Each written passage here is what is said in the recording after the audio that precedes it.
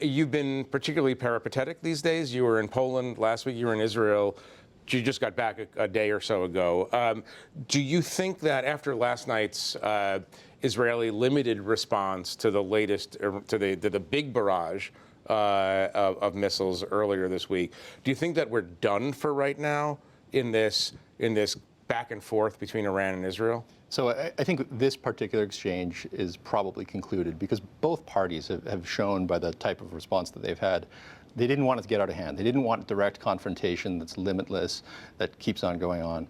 What they did want to see was what happens with this iterative process where Iran does something, Israel does something, to get to a new equilibrium. And the new equilibrium is a dangerous one. I mean, both countries are apparently willing to attack each other from their own soil.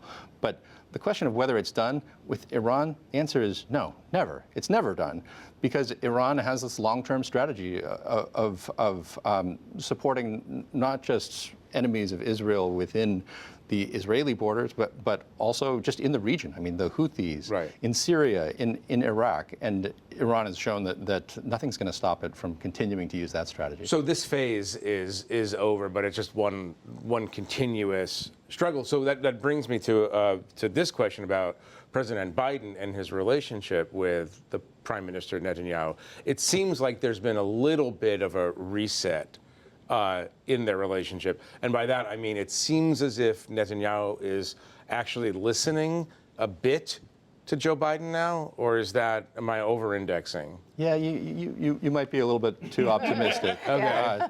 But you know, the hope was that during this last week, so much has changed. So much of the narrative could have changed, and it was a frozen and very bad narrative for a number of reasons in the Gaza war. But what can Netanyahu make of this? I mean, there's many Israelis who wish he would just disappear, but the next best thing would be for something in the frozen conflict and the frozen situation to move. And maybe that could happen, but now I'm starting to sound naive too. Right. Vivian, you want to join in the naivete? Would you like to be appropriately cynical? I definitely, no, I'm very cynical all the time. I definitely don't think that it was a reset in the relationship. I think it just, if anything, kind of kicked the can down the road a little bit. President Biden is still quite frustrated with Netanyahu. He did not want him to show any aggression toward Iran just because he was worried about a wider war. Right. Netanyahu did it anyway. You know, I think they're relieved that it was as limited as it is so far, but anything can turn. And so I think that the White House is still very concerned, and they do not feel like they have enough leverage at this point over Netanyahu to control his actions.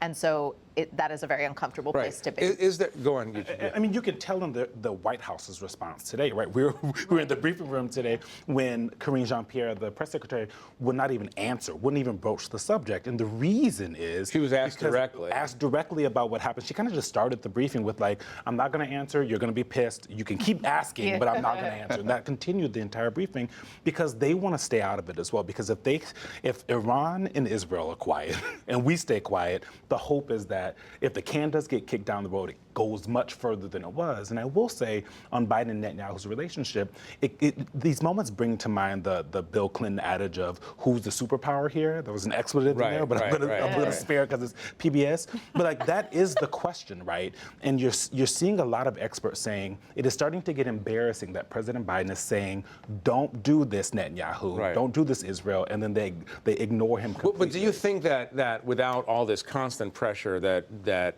Netanyahu might have done something more dramatic today to Iran? I think it's possible. I mean, it was 3 missiles. We got to understand, too, what type of pressure Netanyahu was under. Now, I'll speak with a rare note of sympathy with Bibi here, because if your country is attacked with 300 drones and ballistic missiles and you do nothing, I don't think there's any country that would allow an attack like that to go completely unanswered.